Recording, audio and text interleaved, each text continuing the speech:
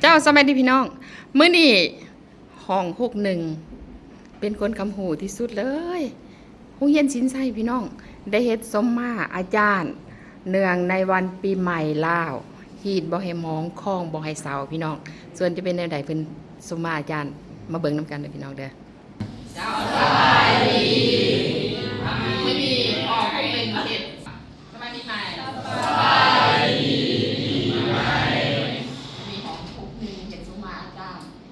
บ่ให้ฟ้องพี่บ่ให้มองคล้องบ่ให้สาวเดี๋ยวนี้เขาเก็บภาพรวมๆของห้อง61ก่อนห้อง61เป็นห้องที่หาหน้าหางเป็นห้องที่หน้าหางเป็นห้องเรียนเด็กทำให้ทุกคนเอาเริ่มใหญ่มากับนี่เริ่มถ่ายมา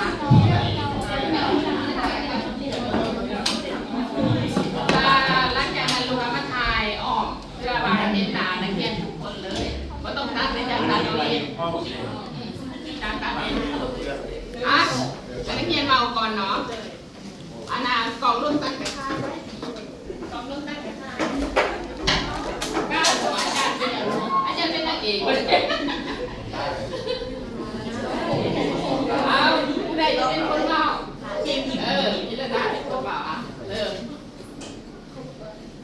น่าจะจบนะอาจจะจบ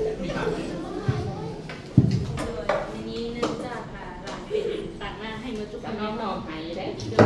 เป็นคณะห้องของม.6 ทับ 1หลานขอต่างหน้ามูทุกคนมาอวยพรและสมมาอาจารย์ที่พ่อให้หมอคองพ่อให้เศร้าปีใหม่ฟ้าใหม่ขอให้อาจารย์อยู่ดีมีแฮงสุขกายสบายใจร่ำรวยเงินทองเฮ็ดสิ่งใดก็ขอให้เกิดปรารถนาสิ่งใดก็ขอให้สมดังใจหวังสิ่งใดที่พวกหลานได้เฮ็ดผิดพลาดไปบ่ว่าจะในวาจากายหรือว่าการกระทำอย่างต่างๆที่พวกหลานได้เฮ็ดผิดพลาดไปในปีเก่าขอให้อาจารย์อโหสิกรรมยกโทษบ่ให้ถือโทษโกรธเคืองพวกหลานขอให้อาจารย์เป็นผู้ร่วมใจให้พวกหลานอยู่สอนไปทุกรุ่นเลยสาธุอาจารย์พ่อบาทหนึ่งเนื่องในโอกาสฟาร์มใหม่ปีใหม่ปีนี้ทางบรรดาลูกๆนักเรียนเนาะเป็นเพียรซุ้มมาให้อาจารย์แสดงว่าเป็นคนคำพูดเป็นคนที่ว่ายังมีหีบคองมาปีนี้หีบ12คอง14หีบมองคองมองสาวเพราะว่าแต่ละปีอาจารย์ยังเจออาจารย์ยังมีคลิปอยู่เลยที่ว่าพวกหลานสมมาอาจารย์เนาะฉะนั้นอาจารย์ก็อยากอวยพรพวกหลานมีสุขภาพแข็งแรงสุขกายสุขใจ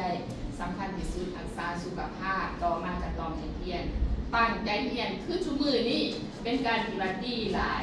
อาจารย์เขามาสอนอบรมอาจารย์รู้สึกสบายใจเลยนักเรียนเพราะว่านักเรียนบอกง่ายแล้วกันนักเรียนเอาใจใส่ต่อบทเรียนอาจารย์ให้เฮ็ดกิจกรรมบอกไปศึกษาระบบนิเวศธรรมศาสตร์อยู่บอกแต่นักเรียนเรียนมาหายหมดเลยสมเสยเด้อหนึ่งแกเด้อสมเสยเด้อเข้าใจหลายๆที่พวกหลานยังบ่ลืมอาจารย์เอาพวกหลานส่งอาจารย์ก่อนแล้วอาจารย์จะอาจารย์คอยสิไม่มีพวกมันบ่ได้บอกล่วงหน้าแต่อาจารย์เตรียมฝ่ายมาให้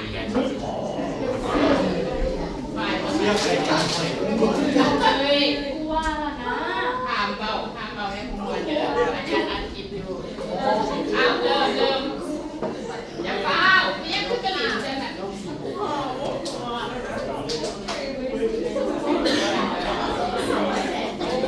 น้ำหอมเย็นดียืนได้แต่งระบบน้ำหอมเป็นสมอาจารย์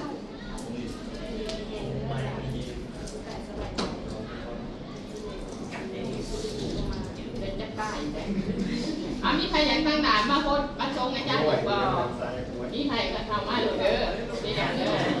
มีบ่เอามาแล้วแม่ลูกว่าอยากเอาอันนี้ก็เอาอันนี้ได้มันสิเปียกใส่เด้มาตีคณะหองก็ได้โอ้ขอบใจนักเรียนหลายๆขอบใจนักเรียนหลายๆ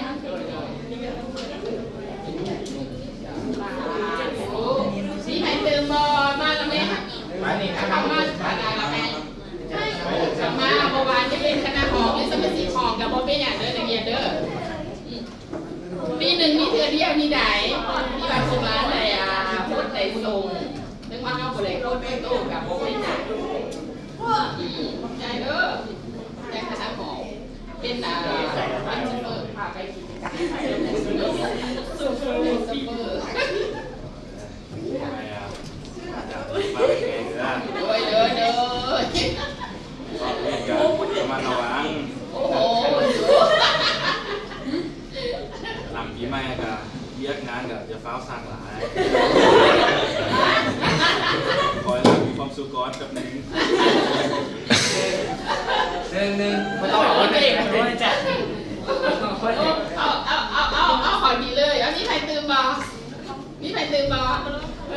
เรายังเด็กคุณปีใหม่ไป เอาแต่มือเลยจะฝ่ายให้บุญปีใหม่คืออันนั้นเด้อทุกคนเด้อ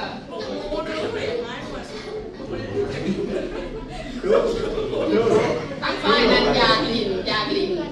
แป้งนะ เอาส้มยังพ่อนี่น้องผมเนี่ย เฮ้ยอย่าบอกกันนะมันมีด้วยเอาตั้งหน้าตั้งตาได้แล้วเนาะอาจารย์จะอาณาพอโคตรโตให้กว่าบานที่สุขภาพแข็งแรงสุขกายสุขใจเด้อมีคนจะซื้อปีใหม่ยางมาทำเอาอย่างซีเลยเนาะนักเรียนเนาะเอาอย่างซีเลยเนาะบ่มักร้ายหรือว่าจังไดมักร้ายหรอหลายสุดยอดคุณนะทักฝ่ายนั้นนั่งเป็นระเบียบเรียบร้อยอยู่แบบใกล้ๆ จากคนที่มีอะไรนะ แข่งเด้อคุณนะทำไมนางใกล้แต่นางนางหยอกผม นางยัง